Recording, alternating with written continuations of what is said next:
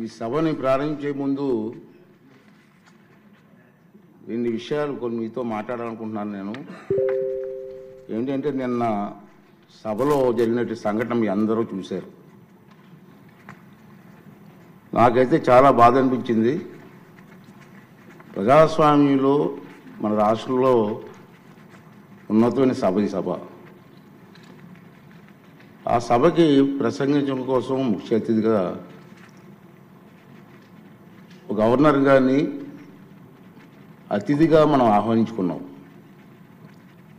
అతన్ని గౌరవించవలసిన బాధ్యత అందరూ సభ్యులందరూ ఉంది, మీ అందరికీ తెలిసిన విషయమే. అటువంటి గవర్నర్ గారు ఉపన్యాసం చేస్తున్నప్పుడు నిన్న జరిగిన సంఘటన సభ్య సమాజం సిగ్గుపడవలసిన విషయం నేను భావిస్తున్నాను. నిన్న జరిగిన సంఘటన మీరు కళ్ళారా చూశారు, మీరు అందరూ కూడా, మీరే కాదు ప్రజలందరూ చూశారు. ఒక ముఖ్యమంత్రిగా పనిచేసిన వ్యక్తి, ఒక పార్టీకి అధ్యక్షుడిగా ఉన్న వ్యక్తి, పార్లమెంటు మెంబర్గా కూడా పనిచేసిన వ్యక్తి సభ్యత మర్చిపోయి ఆ విధంగా ప్రవర్తిస్తే కనీసం కూర్చొని చూస్తూ నవ్వుకుంటున్నాడు తప్పించి వాళ్ళ సభ్యుల్ని కంట్రోల్ చేసే పరిస్థితి ఎక్కడ కనిపించదండి మనకి.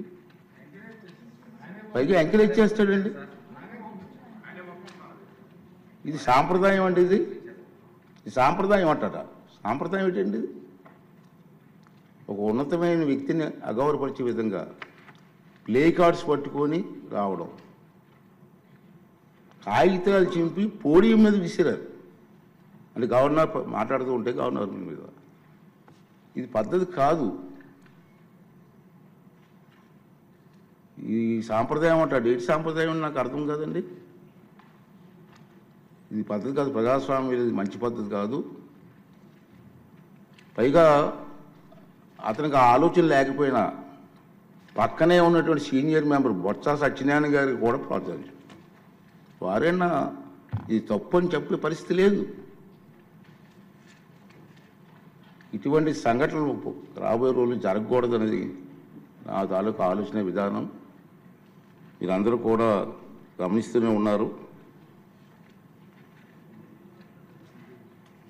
ఇది ఎందుకు చెప్తానంటే ఇప్పటికైనా విజ్ఞతతో ప్రవర్తించాలని చెప్పి ఆ సభ్యులందరినీ కోరుకుంటున్నాను. సభ ద్వారా ప్రజాస్వామ్యం పెద్దలు మనకు ఎంతో ప్రజాస్వామ్యాన్ని ఇచ్చారు, రాజ్యాంగాన్ని ఇచ్చారు.